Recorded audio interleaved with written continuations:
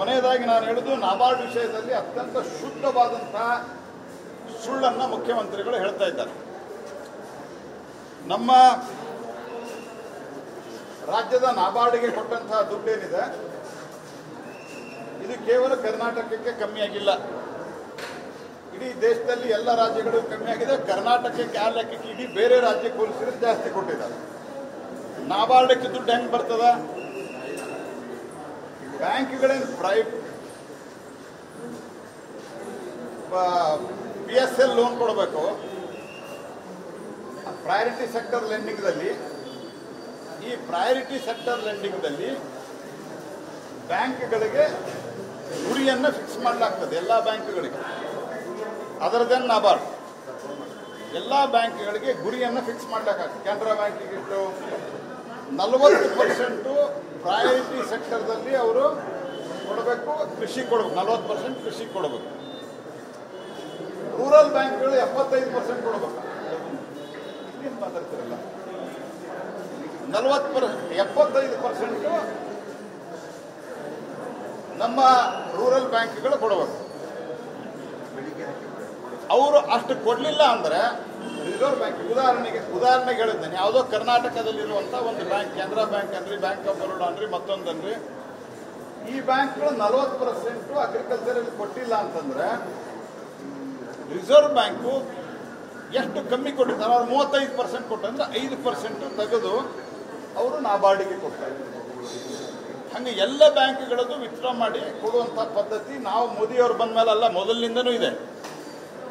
ಬ್ಯಾಂಕ್ಗಳು ಜಾಸ್ತಿ ಕೊಟ್ಟರೆ, ಅವ್ರಿಗೇನು ಪ್ರಯಾರಿಟಿ ಸೆಕ್ಟರ್ ಲೆಂಡಿಂಗ್ದಲ್ಲಿ ಜಾಸ್ತಿ ಕೊಟ್ಟರೆ ಆ ಪ್ರಯಾರಿಟಿ ಸೆಕ್ಟರ್ ಲೆಂಡಿಂಗ್ ಎಷ್ಟು ಉಳಿತದೆ ಅಷ್ಟು ಕೊಡ್ತಾರೆ. ಹೀಗಾಗಿ ಈ ಸರ್ತೆ ಒಟ್ಟು 25,000 ಕೋಟಿನೇ ನಮಗೆ ಉಳಿದಿರೋದು.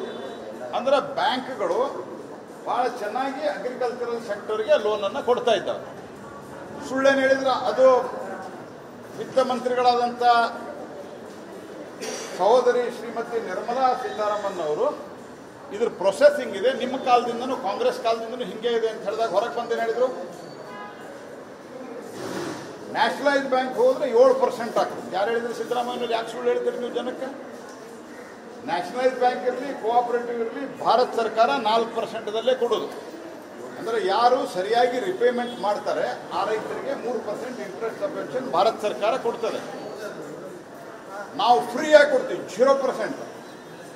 ಅನೇಕ ಸತ್ಯ ನಿಮ್ಮನ್ನು ಬೆದರಿಸ್ತಾರ ಅವ್ರು. ಏನಪ್ಪ ಹೇಳಪ್ಪ ಅಂತ ಹೇಳಿ. ಅವತ್ತು ನೀವು ಈ ಪ್ರಶ್ನೆ ಕೇಳಿದಾಗ ಡೆಲ್ಲಿಯಲ್ಲಿ ಬೆದರಿಸಿದ್ರು ಒಬ್ಬ ಪತ್ರಕರ್ತರನ್ನ. ನಾನು ಹೇಳೋದು 4% ನ್ಯಾಷನಲ್ ಬ್ಯಾಂಕ್ನಲ್ಲಿ ಸಿಗ್ತದೆ ಸಿದ್ದರಾಮಯ್ಯನವ್ರೆ. ಎಷ್ಟು ಸುಳ್ಳುಗಾರಿದ್ದೀರಿ ನೀವು? ಸುಳ್ಳು ಹೇಳಲಿಕ್ಕೆ ಅಂದ್ರೆ ನೊಬೆಲ್ ಪ್ರಶಸ್ತಿ ಇದ್ರೆ ಅದು ಸಿದ್ದರಾಮಯ್ಯ ಕೊಡಬೇಕು. 4% ಅದು ನಾಬಾರ್ಡಕ್ಕೆ ಇರಲಿ, 4% ನ್ಯಾಷನಲೈಸ್ ಬ್ಯಾಂಕ್ ಇರಲಿ, 4% ರೂರಲ್ ಬ್ಯಾಂಕ್ದಾಗ ಇರಲಿ ಕೊಡ್ತೀವಿ. ಸನ್ಮಾನ್ಯ ಯಡಿಯೂರಪ್ಪನವ್ರು ಇದ್ದಾಗ ಇದನ್ನು 0% ಮಾಡಿದ್ದೆ ನಾವು. ಅದು ಭಾರಿ ದೊಡ್ಡ ಆಕ್ಟಿಂಗ್ ಮಾಡಿ ನೀವು ಬೆದರಿಸಿ ಪತ್ರಕರ್ತರನ್ನ ನೀವು ಕ್ರೆಡಿಟ್ ತಗೊಳಕ್ ಹೋಗ್ತೀರಿ ನೀವು. This is all bogus. ಜನರನ್ನ ತಪ್ಪು ದಾರಿಗೆ ಎಳಿಲಿಕ್ಕೆ ಹಿಂದೆ ಫೈನಾನ್ಸ್ ವಿಷಯವನ್ನ ಇರ್ತದೆ, ಅದರಲ್ಲೂ ನಾವು ಹೇಳಿದೆ ಫೈನಾನ್ಸ್ ಕಮಿಷನ್ ನಾವು ಬಂದ ಮೇಲೆ ಆಗಿದ್ದಲ್ಲ. ಈ ರೀತಿ ಒಬ್ಬ ಸುಳ್ಳುಗಾರ ಸಿದ್ದರಾಮಯ್ಯ ಇವರು. ಹಿಂದೆಲ್ಲ ನಾವು ಸುಳ್ಳು ರಾಮಯ್ಯ ಅಂತ ಕರಿತೀವಿ, ಇದು ದೊಡ್ಡ ಸುಳ್ಳುಗಾರ ಸಿದ್ದರಾಮಯ್ಯ. ಇಂಥ ಒಬ್ಬ ಸುಳ್ಳು ಹೇಳುವ ಮುಖ್ಯಮಂತ್ರಿಗಳನ್ನ ಕರ್ನಾಟಕ ಹಿಂದೆಂದೂ ಕಂಡಿಲ್ಲ, ಬಹುತೇಕ ಮುಂದೂ ಕಾಣೋದಿಲ್ಲ. ನಾಬಾರ್ಡದಲ್ಲಿ ವಿಷಯ ಬಹಳ ಸ್ಪಷ್ಟ ಇದೆ. 4% ನೀವು ಕೊಡೋದಿದ್ರೆ ನಾವು ಕಮ್ಮಿ ಆಗುತ್ತೆ ರೈತರಿಗೆ. ನ್ಯಾಷನಲೈಸ್ ಬ್ಯಾಂಕ್ದಲ್ಲಿ ನೀವು 4% ತುಂಬಿಟ್ರೆ ಮುಗಿದೋಯ್ತು, ದರ್ ಇಸ್ ನೋ ಪ್ರಾಬ್ಲಮ್. ನಿಮ್ಗೆ ಇಷ್ಟೆಲ್ಲ ಜಂಜಟನೇ ಇಲ್ಲ. ನೀವು ಈ ರೀತಿ ಸುಳ್ಳು ಹೇಳುವಂತಹದ್ದು ಜನರನ್ನ, ನಿಮಗೆ 4% ಕೊಡೋದು ಬೇಕಾಗಿಲ್ಲ. ಅದಕ್ಕೆ ಇವ್ರಿಗೇನಿದೆ, ರೈತರಿಗೆ 4% ಕೊಡೋದು ಬೇಕಾಗಿಲ್ಲ ಈಗ. ಅದಕ್ಕೆ ಈ ರೀತಿ ಸುಳ್ಳು ಹೇಳಿ ಕೇಂದ್ರದ ಮೇಲೆ ಗೂಬೆಯನ್ನು ಕೂಡಿಸುವಂತ ಪ್ರಯತ್ನವನ್ನು ಮಾಡ್ತಾ ಇದ್ದಾರೆ. ಇದನ್ನ ಜನ ಗಮನಿಸ್ತಾ ಇದ್ದಾರೆ. ಮೋದಿ ಸರ್ಕಾರ ರೈತರ ಪರವಾಗಿದೆ, ನಿಮ್ಮ ಸರ್ಕಾರ ರೈತರ ವಿರುದ್ಧವಾಗಿದೆ, ನಿಮ್ಮ ಕಾಂಗ್ರೆಸ್ ಪಾರ್ಟಿ ರೈತರ ವಿರುದ್ಧವಾಗಿದೆ. ಸೋರಸ್ಯನ ಪರವಾಗಿ, ಜಾರ್ಜ್ ಸೋರಸ್ಯನ ಪರವಾಗಿರುವಂತವ್ರು ನೀವು ನಿಮ್ಮಿಂದ ಪಾಠವನ್ನು ಕಲಿಬೇಕಾಗಿದೆ.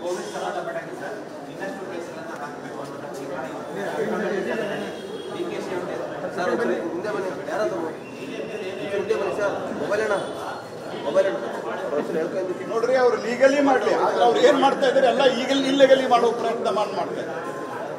ಈಗ ಈಗ ನೀವು ಬಂದು 20 ತಿಂಗಳಾಯ್ತು, ಏನು ಮಾಡ್ತಾ ಇದ್ರಿ? 18-20 ತಿಂಗಳಾಯ್ತಲ್ಲ, ಏನು ಮಾಡ್ತಾ ಇದ್ರಿ?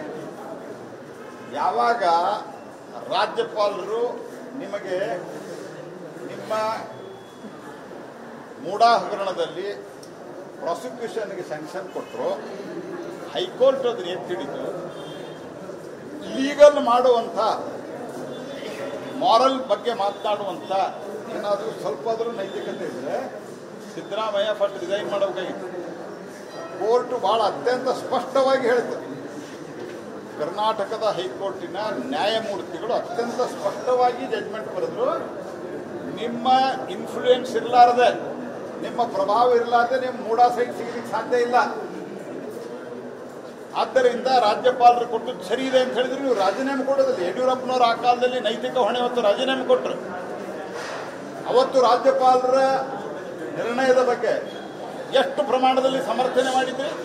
ಇವತ್ತು ರಾಜ್ಯಪಾಲರ ಅಧಿಕಾರಕ್ಕೆ ಕತ್ತರಿ ಹಾಕೋದು, ರಾಜ್ಯಪಾಲರ ಅಪಮಾನ ಮಾಡುವಂಥದ್ದು, ರಾಜ್ಯಪಾಲರಿಗೆ ಪತ್ರಕ್ಕೆ ಉತ್ತರ ಕೊಡದೇ ಇರುವಂಥದ್ದು, ರಾಜ್ಯಪಾಲರನ್ನ ಕಾರ್ಯಕ್ರಮಕ್ಕೆ ಕರೆಯಲಾರದಂತೆ ನೋಡಿಕೊಳ್ಳುವಂಥದ್ದು, ಈ ರೀತಿ ಒಂದು ಸಂವಿಧಾನ ಹುದ್ದೆಗೆ ಅಪಮಾನ ಮಾಡುವಂಥವರು ಖಾಲಿ ಸಂವಿಧಾನ ಒಳಗೆ ಬರೆದಿರೋದೇ ಇಲ್ಲ, ಡೈರಿ ತೋರಿಸ್ತಾರೆ ಅಷ್ಟೇ, ಖಾಲಿ ಇರ್ತದೆ ಅದು.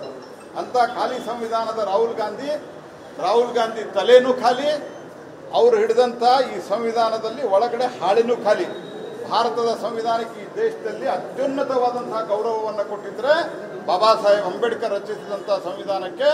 ಅದು ಸನ್ಮಾನ್ಯ ನರೇಂದ್ರ ಮೋದಿಯವರು ಬಂದ ನಂತರ ಅತ್ಯಂತ ಘೋರವಾದಂತಹ ಅಪಮಾನವನ್ನು ಬಾಬಾ ಸಾಹೇಬ್ ಅಂಬೇಡ್ಕರ್ಗೆ ಮಾಡಿದ್ರೆ ಅದು ಕಾಂಗ್ರೆಸ್ ಪಾರ್ಟಿ. 2 ಸರ್ತೆ ಬಾಬಾ ಸಾಹೇಬ್ ಅಂಬೇಡ್ಕರ್ ಅವರನ್ನ ಸೋಲಿಸಿದಂಥವ್ರು, ಅವರ ಅಂತ್ಯಕ್ರಿಯೆಗೆ ದಿಲ್ಲಿಯಲ್ಲಿ ಜಾಗ ಕೊಡಲಾರದಂಥವ್ರು, ಅವರನ್ನ ಸಂವಿಧಾನ ಸಭೆಗೆ ಚುನಾವಣೆಯಲ್ಲಿ ಸೋಲುವಂತೆ ಮಾಡಿದಂಥವರು ಕಾಂಗ್ರೆಸ್ ಪಾರ್ಟಿಯವರು.